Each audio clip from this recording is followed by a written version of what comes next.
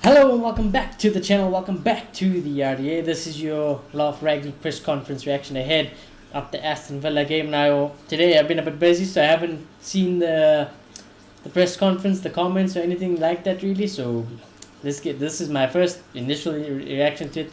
So without a doubt, let's get into it. Subscribe if you're new, smash a like. Let's see what happens.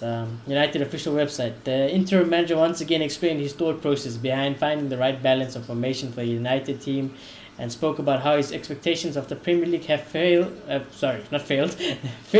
against reality. Ragnick also offered insight to the situations of Dean Henderson and Donny van de Beek provided small team news updates.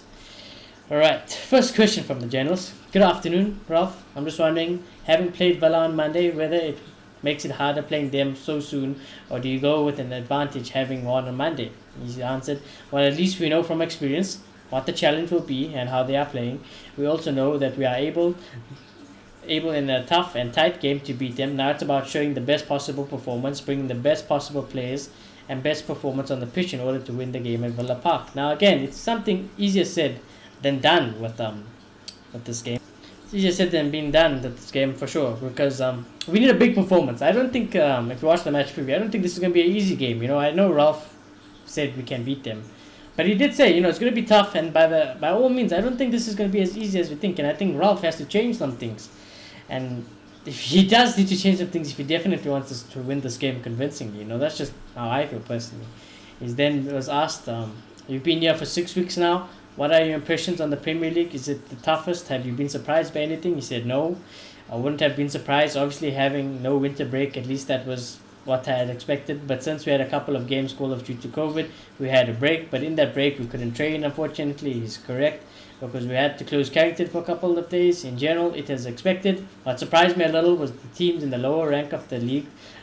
Very physical, tactically very astute, playing in a very organized way. This is different. In this league, even the bottom teams, it's never easy. The top teams can lose those games, but in Germany, if Bayern Munich or the other top teams in the Bundesliga are playing at the bottom teams, out of 10 games, they'll probably win 8 or 9. And he's 100% right, Ralf. But I wouldn't say it's naive for him not to expect that, but I've also got to question, why is it like that? Because, the Premier League is very unique in that sense, for sure. But City went on 11 games winning streak now, I believe, in the Premier League. Liverpool, when they have to do it, they've gone with good runs. It does happen more often in the Premier League, but United should be one of those teams that can go on a run. So small teams really shouldn't bother us. So that's what I thought. He was then asked if Maguire, Sancho, Ronaldo and Jones missed Monday's game, and will they be available tomorrow. He said, I think they will be available. They only trained yesterday for the first time. Cristiano yesterday, Harry the day before yesterday.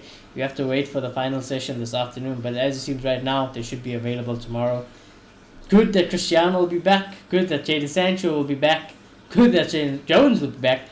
Maguire, you can leave at home, ship him off to Ipswich. Don't really care, because he's going to make the team weaker in general. He then asked, you said after the game on Monday that Dean Henderson missed out due to illness, but you also said he had requested a loan move a couple of weeks back. What is the situation? Will he be staying at United this month?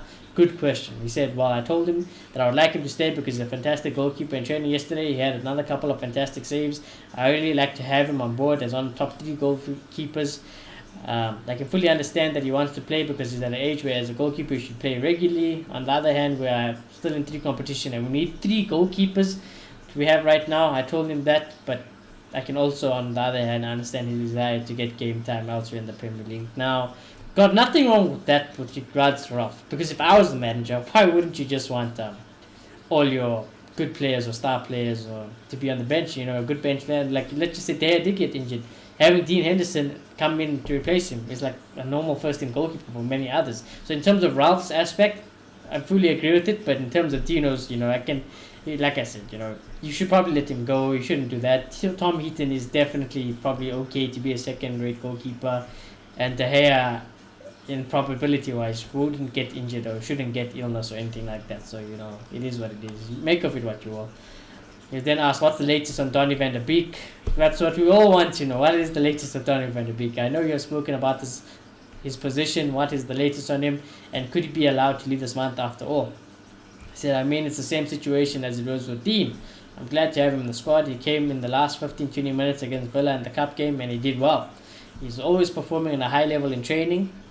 Okay, for him, I have a conversation 2 weeks ago after training exactly about that. I told him I'd advise him to stay until the end of the season, and then of course, with the World Cup coming up in winter, he wants to play in the World Cup for his country. And Louis van Gaal obviously told him, in order to be a regular starter for the World Cup, he needs to play regularly for his team. I can understand his desire to play.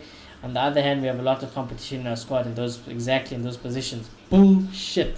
If Scott McTominay and fucking Fred and Bruno in this form and Jadon Sancho or Marcus Rashford, whoever it may be, is in better form than Donny van de Beek, I'd call BS, Ralf. BS. Donny should be playing in at least one of those positions.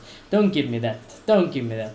Don't give me that. Don't give me that, Ralf. You're just wasting our time and you're wasting Donny's time. Let him go. He deserves better. He is better than Scott McTominay. He is better than Fred, so don't give me that crap. But anyways, moving onwards. He said, next question was asked quite a few times after games recently. You've said you need to get balance right between the defense and offense. What work are you doing to achieve that? Do you feel the players you have are capable of having that balance? He said, I mean, yes.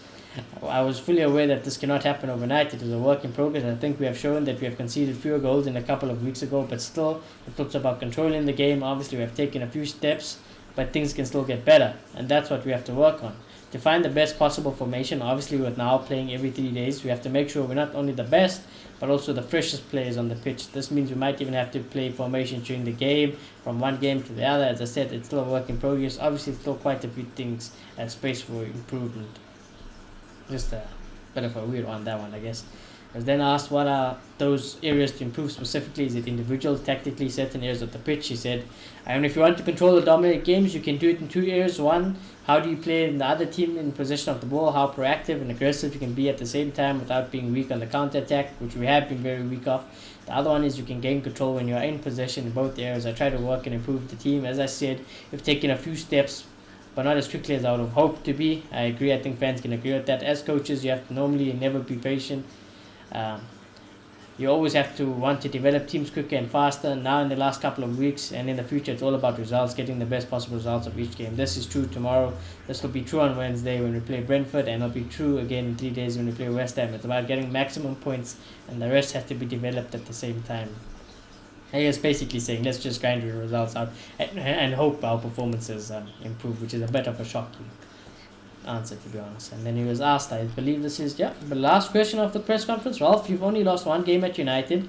I think you'll agree that the performances have not been good as well as you expected. Is that down to lack of confidence in the squad, and is that what you have got to try and find out?